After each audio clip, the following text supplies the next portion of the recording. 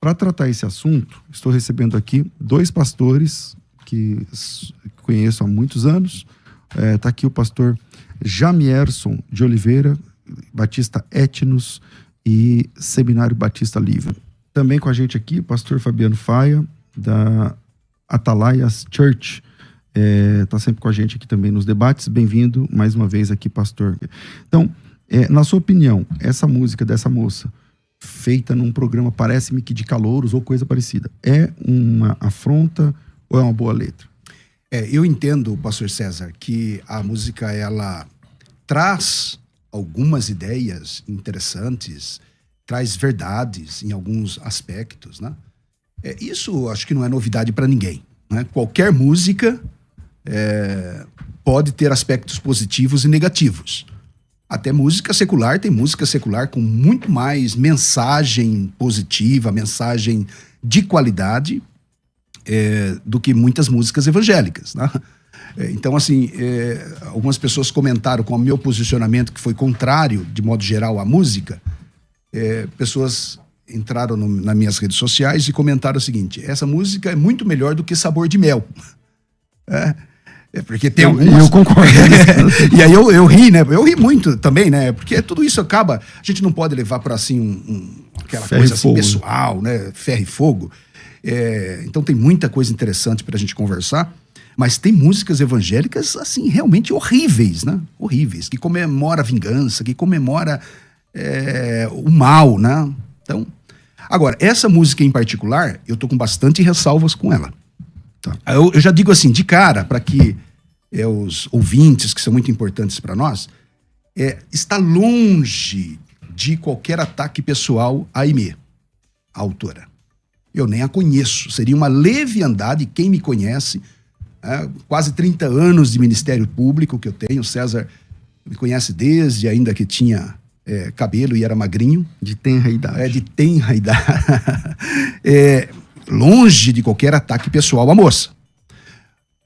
O que eu tenho a comentar contra a música é em relação à letra da música e ao ministério dela, da forma com que ela propôs a discussão. Né? Não a conheço pessoalmente, gostaria muito de conhecê-la e que Deus a abençoe particularmente. E também um outro ponto que eu quero destacar, também totalmente solidário a problemas que ela levantou na música. Né? Quem é que não se preocupa com a Amazônia? Quem é que não se preocupa com extinção de animais? Né? Quem é que não se preocupa com o crime sexual? Com a desigualdade social? Então, acho que esse ponto aqui eu não quero nem trazer à tona, porque isso é um consenso. Beleza.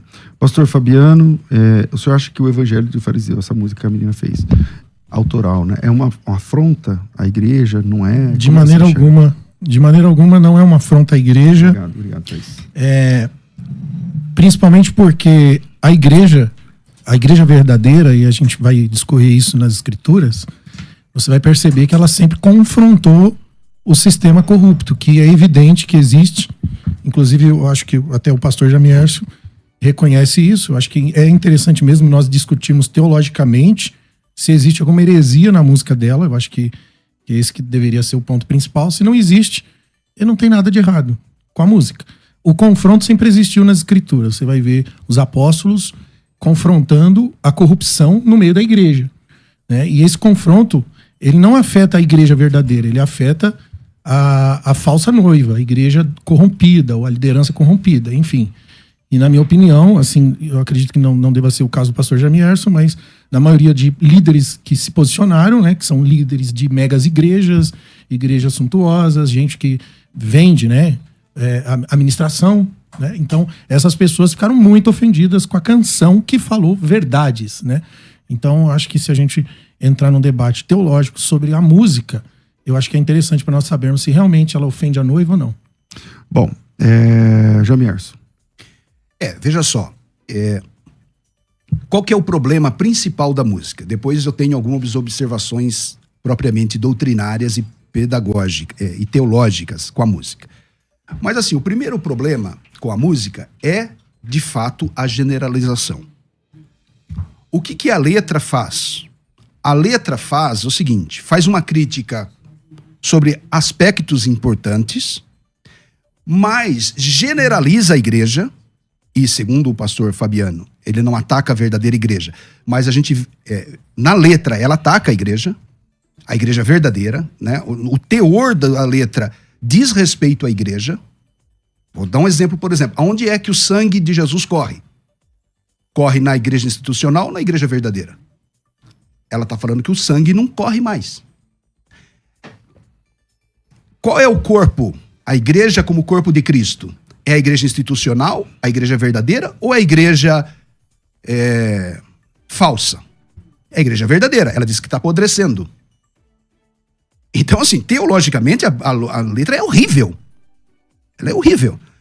Além do que, faz uma generalização e joga no colo da igreja, a conta para pagar. Assim, eu não teria problema nenhum se a IME trabalhasse sistemas, criticasse o nosso segmento, e o nosso segmento precisa de algumas correções, pastores precisam de advertência, há muita gente picareta no meio, e quem me conhece, eu tenho um ministério da apologética, sabe que eu sou duro em relação aos desvios doutrinários, às questões morais da igreja. Agora, a generalização é muito perigosa. E o que a letra faz é justamente essa. Ela joga todo mundo, né, nivela todo mundo por baixo, e joga a conta para a igreja pagar. Então a igreja agora é responsável pelo desmatamento da Amazônia, pela extinção de animais, pelo tráfico de criança, porque ela se dirige na letra aos evangélicos, à igreja evangélica. Em nenhum momento a IME chama o governo. Eu achei muito interessante isso aí.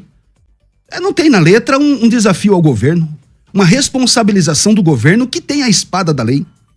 É o governo que é responsável pela proteção ambiental numa igreja.